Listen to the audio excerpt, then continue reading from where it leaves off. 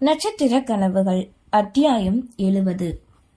தமிழ்ச்செல்வியின் அத்தை வீட்டார் ஜாதகம் வாங்கி கொண்டு சென்ற மறுநாளே சங்கரமூர்த்திக்கு கைபேசியில் அழைத்து பொருத்தம் இருப்பதாக கூறி தமிழ்ச்செல்வியிடம் கேளுங்கள் என்றனர். என்ன இவங்க அவசரப்படுற மாதிரியே இருக்கே?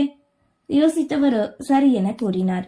பின் அன்று இரவு டைனிங் டேபிளில் அனைவரும் ஒன்றாக அமர்ந்து உண்டு கொண்டிருக்க மெல்ல பேச்சினை எடுத்தார் சங்கரமூர்த்தி. குட்டிமா, உனக்கு ஒரு வரன் வந்திருக்கு என கூற அடுத்த நொடி புறையேற ஆரம்பித்தது. விஷாலாட்சியோ வேகமாய் வந்து தண்ணீரை கொடுத்து தட்டிவிட, மாமா என்ன திடீர்னு? இவ படிச்சுக்கிட்டு தானே இருக்கா என தமிழ் கேட்க நினைத்ததை யாழ்மதியே பரிமாறியவாறு கேட்டாள். ஆமாடா, நானும் இப்போ இத பத்தி யோசிக்கல. திடீர்னு வந்து பொருத்தம் இருக்குன்னு சொன்னாங்க, அதான். யார்பா, எந்த ஊரு? பையன் என்ன படிச்சிருக்கான், என்ன பண்றானா என பொறுப்பாக இரு அண்ணன்களும் விசாரிக்க சங்கரமூர்த்தியோ தமிழ்ச்செல்வியின் முன்னே நேற்று நடந்த அனைத்தையுமே கூறினார்.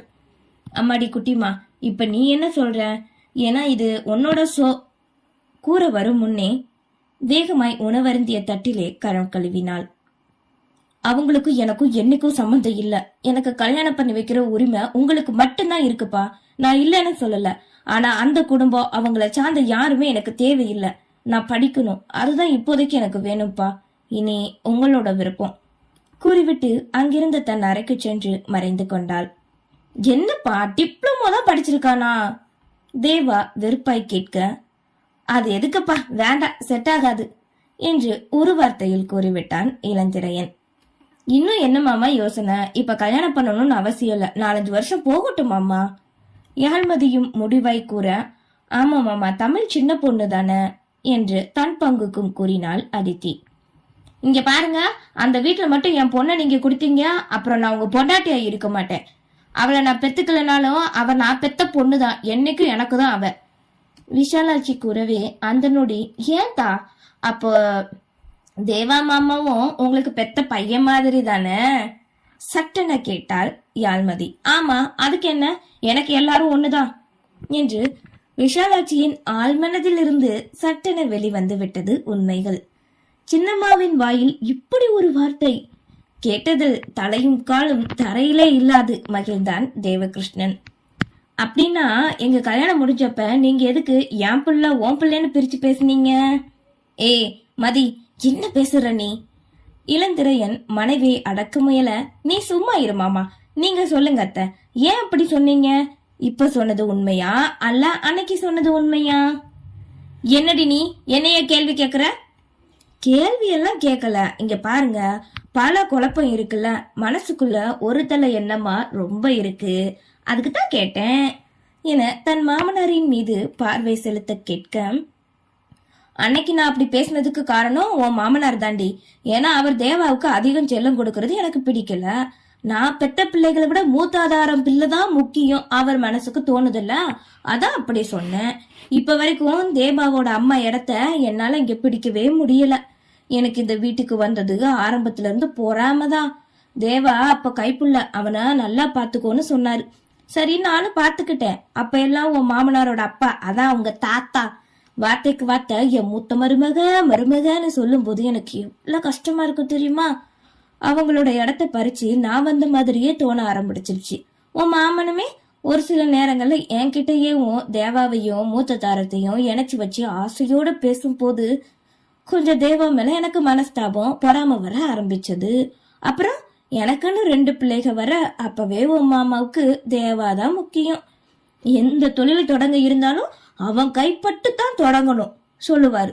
அதே மாதிரி சொல்லி கொடுக்கறதும் அவனுக்கு மட்டும்தான். இவர்கிட்ட ஒட்டின அளவுக்கு எனக்கு பிறந்த பிள்ளைக அப்பம் கூட ஒட்டல. அதுக்காக உன் மாமன் பிள்ளைக மேல பாசம் வைக்கலன்னு சொல்ல வரல, சரிசமமா தான் செய்வாரு. இதோ இருக்கானே இவன், ஏதோ நான் வேண்டாதவன் மாதிரி சின்ன வயசுல விவரம் தெரிஞ்சது அப்புறம் என்னை திடீர்னு விட்டு விலகிட்டான். இவன் அத்தை கூட சேர்ந்து அளவுக்கு கூட என் கூட இவன் சேரல தெரியுமா? இளையாவையும் குளிப்பாட்டி சாப்பாடு ஊட்டும் போது வாடா தேவான்னு கூப்பிட்டா வேண்டான்னு சொல்லிட்டு அவனே செஞ்சுக்குவான். ஆனா இவன் அப்ப ஊட்டினா மட்டும் சாப்பிடுவான். சரி, அவனுக்கு என்ன பிடிக்கலன்னு போது நானும் ஒதுங்கிக்கிட்டேன். ஆனா இவர் அநியாயத்துக்கு தேவா தேவான்னு உருகுறாரு. நான் பெத்த பிள்ளைங்க மேல, தமிழ் மேல இவருக்கு பாசம், அன்பு, அக்கறை எல்லாம் இருக்கு. ஆனா அதை விட இந்த தேவா இருக்கானே, இவருக்கு மேல அதிக பாசம். இவனுக்கு எப்பவும் தனித்துவமா இருக்கிறாரு. எனக்கு பல நாள் என் மனசு அரிச்ச விஷயம், இவர் இன்னும் மூத்த தாரத்தை தான் நினைச்சுக்கிட்டு இருக்காரா, என் கூட கடமைக்காக தான் வாழ்றாரான்னு தோணும். தேவா விலக விலக இவன் மேல அன்பு காட்ட நான் முகம் சுளிக்க ஆரம்பிச்சிட்டேன். ஆனா இப்பவும் எப்பவும் மனசார சொல்றேன், எனக்கு எல்லா பிள்ளைகளும் ஒண்ணுதான். வெளிப்படையாத்தான் தேவாவை நான் தள்ளி வைப்பேன் என தன் மனதில் இருப்பதை கூறி புடவை முந்தானையால் வரும் கண்ணீரையும் துடைத்துக் கொண்டார். நன்றாக பேசவிட்ட பின், அத்தை என்னாச்சு? நான் எதை சும்மா கேட்டேன், நீங்க அதுக்கு போய் அழுதுகிட்டு இருக்கீங்க. எனக்கு தெரியாத அத்தை உங்களை பத்தி. ஆனா இவ்ளோ சொன்னீங்களே, இதுல என்ன மட்டும் சொல்லலாம். அப்ப நான் உங்க மனசுல இல்லதானே அத்தை? எழுந்து நின்று கண்களை துடைத்து கரம் பற்றி உதடு பிதுக்கி கவலையோடு கேட்டாள். சட்டென மலர்ந்தவள, அடி கழுத நீயா?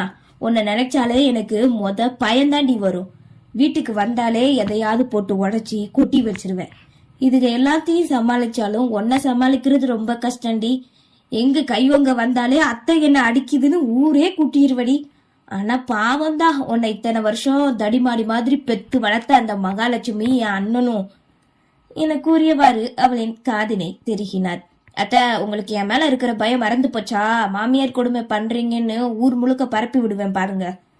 விடுபட முயன்று கூற, சொல்லுவடி சொல்லுவேன், எனக்கு இப்ப எந்த பயமும் இல்ல. உன்னை எல்லாம் என்ன மாதிரி வீட்டுக்குள்ளேயே அடைச்சி வச்சு சமையல் கட்டே கதின்னு இருக்க வச்சாதான் தெரியும் எப்படி வெளியில சுத்திக்கிட்டு இருக்கேன்னு பாரு உன்னை நானு கூறியவாறு முதுகிலும் ஒரு அடி வைத்தார். அதுவரை அவர்களையே கண்டு கொண்டிருந்த அனைவரிடமும் திரும்பி, எல்லாரும் என்ன அடிக்க நீங்க வேடிக்கை பார்த்துட்டு இருக்கீங்களா? இல்லாமாமா, நீயுமா? வாடா வா, இன்னைக்கு ரூமுக்கு வரணும், விட்டாதானே உள்ளக்க. அப்புறம் பனியில தான் மேல மொட்டை மாடியில போய் படுக்கணும் மிரட்டலாய் கணவனிடம் கூறினாள். ஏன் முன்னாடியே ஏன் மகனை மிரட்டுவியா? உன்ன பல்லை கடித்தவரோ அதற்கும் சேர்த்து மேலும் அடியை செல்லமாக கொடுக்க வலிக்காது வாங்கி கொண்டாள் யாழ்மதி. சரி சரி, நேரமாச்சு, எல்லாரும் போய் படுங்க. காலையில வெள்ளாட்டுல எழுந்திரிச்சு வேலைக்கு போகணும்ல. நானும் காலையில மதியம் சேர்ந்து சமைக்கணும். அப்புறம் தமிழ் விஷயத்துல ஏடா கூடமா பண்ணுனீங்க, நான் சும்மா இருக்க மாட்டேன். ஏற்கனவே ஒரு பொண்ணை அந்த பாதகம் வீட்டுல கொடுத்துட்டு பார்க்க முடியாம கஷ்டப்படுறேன்.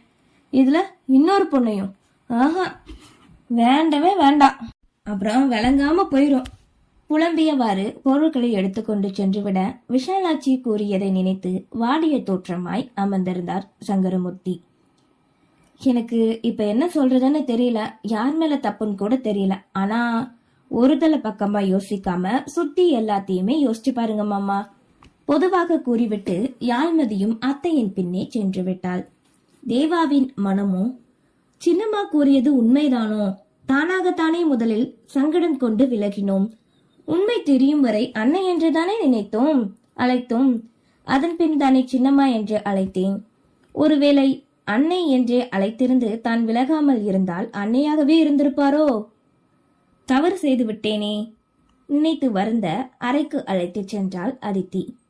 சங்கரமூர்த்திக்கோ எதையும் நினைக்க முடியவில்லை. யாழ்மதி கூறியது ஒரு பக்கம் என்ற வார்த்தையை அரைத்துக் கொண்டு இருந்தது. அதே நேரம் இங்கே தன் அறைக்கு வந்த தமிழ்ச்செல்வி படுக்கையில் விழுந்து அழுது கரைந்தாள். அவர்கள் கேட்டார் சரி, ஆனா தந்தைக்கு தெரியவில்லையா வேண்டாம் என்று?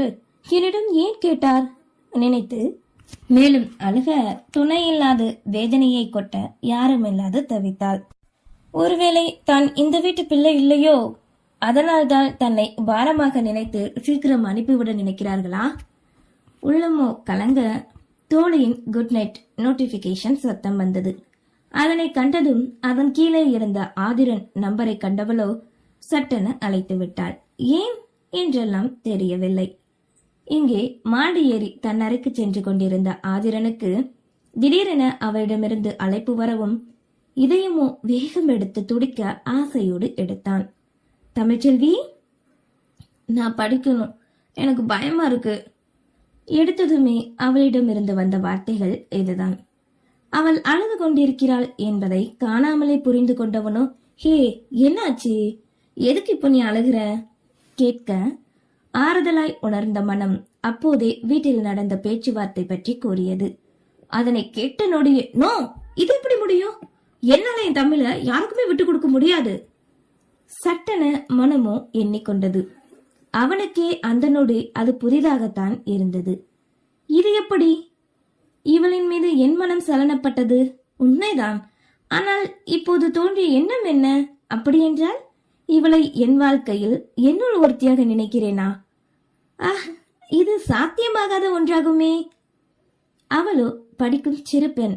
ஆனால் தானோ அவளுக்கு குருவாக இருக்கும் இடத்தில் இருக்க எப்படி? சிந்தனைகள் சிதற படுக்கையில் அமர்ந்தான். நன்றி.